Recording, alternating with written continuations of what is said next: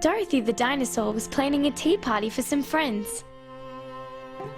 She wrote the invitations and took them to the post office. "Can you send these letters for me?" she asked. The man in the post office gave Dorothy some stamps. "Here you are," he said, "one for each letter." Dorothy stamped the letters and put them in the letterbox.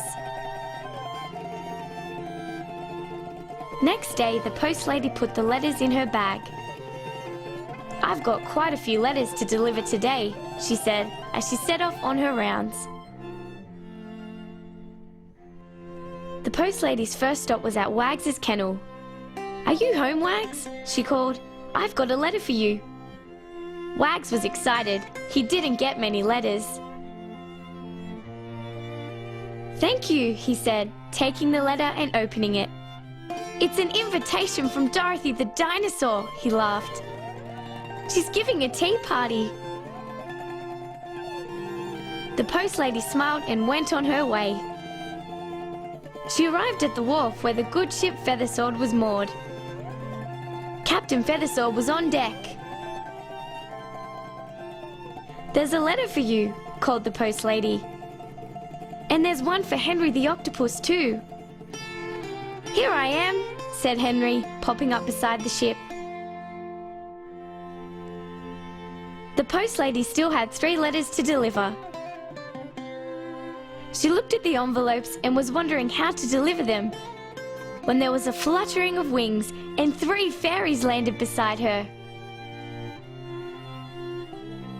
"We heard you had some letters for us," said one of the fairies. "I'm Fairy Claire, this is Fairy Larissa, and I'm Lucia," piped up the littlest fairy.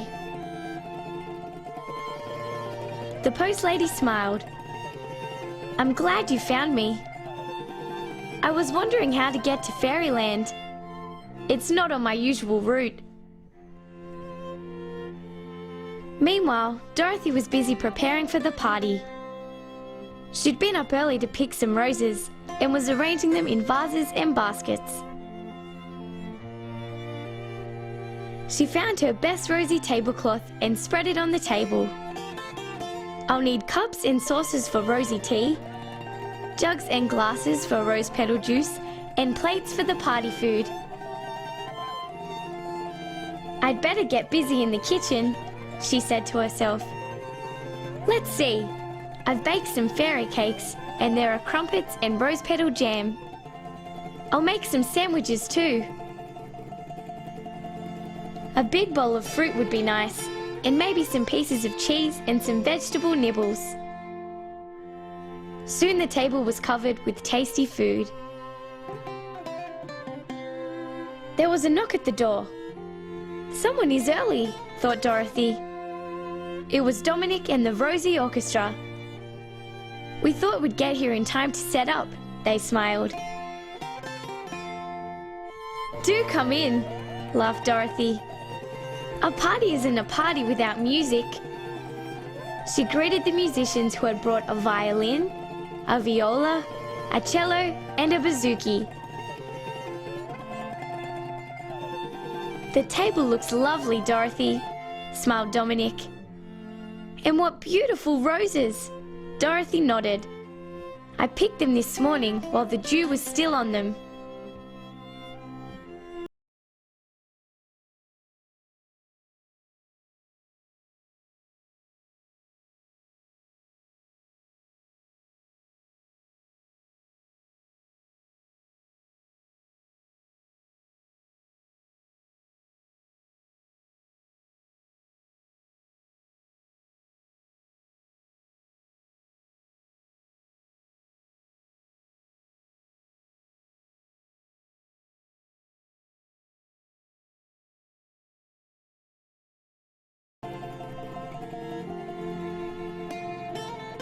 Dorothy overheard the conversation.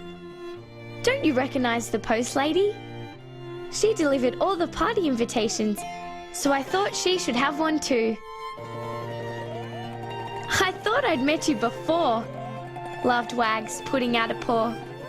but you look quite different when you are not wearing your uniform. The party is ready, called Dorothy.